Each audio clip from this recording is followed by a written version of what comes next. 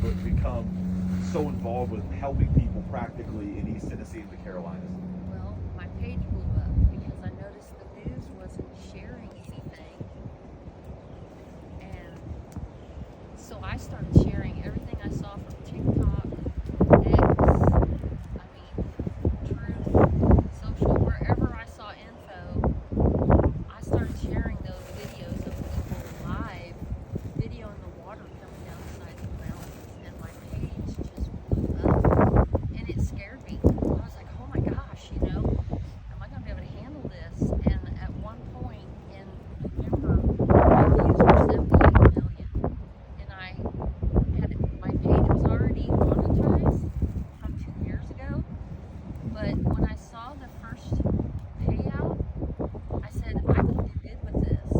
I can put this right back into that community, because I was seeing people literally dying from lack of shelter. And they won't say that on the news, and you have to be careful about what you say because of legalities. But there have been people that have literally died from hypothermia. I'm not afraid to say it. I'm not. If I go to jail for it, that's fine. But that's the truth. And I want to help before any more people freeze to death. They're in tents. They have no cars. Their cars were washed away. Their houses were washed away. They have no jobs. Their jobs are all gone from there. So they have to have a car to drive an hour, hour and a half, 2 hours to find employment. Their FEMA vouchers are running out. So in other words, if they are staying in a hotel, they have to be out. The 3rd of December, they started running out. We're 68 days into this now. 42 counties affected total. 27 of them in North Carolina. 11 of them are complete disaster zones. It's unbelievable until you're there and see it with your own eyes. Complete towns washed away. There's nothing left. There's no roads. Something's got to be done. Our government is moving too slow. If we wait on the government to do this, they're all going to be dead. We've got to get these people out of the weather. There's people that are living in mold-infested houses because their roofs are ruined. We've got to get them out of the cold. And that's when I started helping these guys. I had been approached by Ronnie Weaver of Team 222 the second week. He sent me a message, and he was my first initial contact. So it's grown from that, and then I met Brian, and I've met so many wonderful people that are down here working their butts off, and they're not making any money. People want to think it's all scam. It's not. We have no reason to lie about this. All the money from my Facebook account is going back into North Carolina.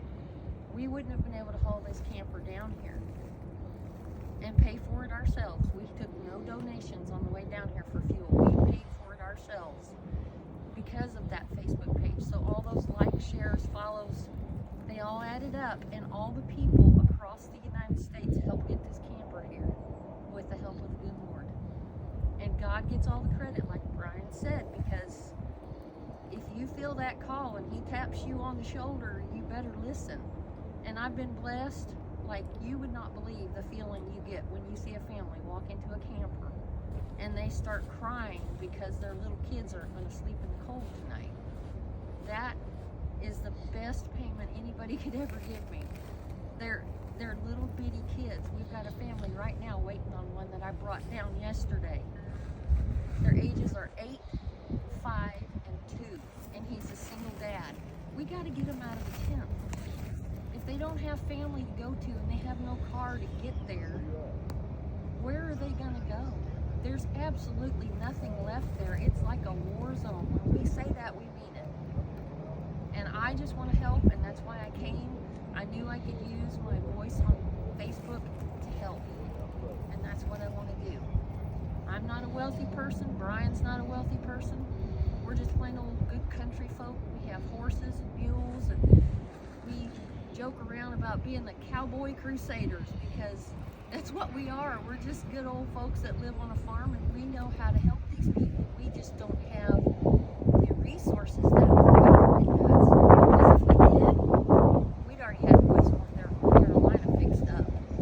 There wouldn't be this 68 days later with homeless people. hold that. I know your hands were freezing. So yeah, it'll cover it just fine Okay. right there. Let's talk X's and O's for a second. You've got this one. How many other campers do you have right 8 now? total. 8. Where do those come from? Illinois, Detroit, Minnesota, Ohio. We've got 2 in Florida. We've got make a list. Who's donating? People, just average hardworking Americans are donating. And they're reaching out to you on They're Facebook. reaching out to me on Facebook and Messenger, phone calls. We go back and forth, and like you said, we get I try to get them pictures and stuff of the camper ahead of time so that we don't bring damaged, unlivable campers here. We're checking everything out before we haul them here. How much does that cost for you personally? I mean, I know you said all the money you got from your page went into buying this camper. No, this was donated. Cindy and Clyde Touchstone in Louisiana met Brian in Fort Payne, Alabama. They drove it part of the way for him, and they donated, not a dime. And I haven't bought a camper yet. Have not bought one yet. I've just been getting overloaded with donations. That's what's so wonderful. That's the blessing I'm talking about. Seeing America come together like this is just, for their fellow man, they're donating expensive campers. That's a $30,000 camper behind me, at least. And they donated it. And that's just one. I've got 3 more just like them. Well, we'll touch on this part here, and then I'll let you wrap it. Thank you for taking a second with me here. This going to people that are not having FEMA applications, I think, is an important part of this. That means these are people who aren't requesting help in an official capacity. Why is it so important that they're the ones that get these? A lot of people rent. A lot of people don't qualify for FEMA because they were in a flood zone. There's no insurance to cover it, although their area was never considered a flood zone before. This is a 1,000-year flood. This is not normal. They've had floods there before, one back in 1960, but not like this. Not like this. There were 43 mudslides accompanied with this. The water was 47 feet high in some places. So if they didn't have flood insurance and the renters, where would they go? They have people gave them if they even get the $750. Some people may not get that $750. And what's $750 going to do if you're paying rent? You have no income. There's nothing to help these people. How long does it take to get unemployment or SNAP benefits, or they're stuck.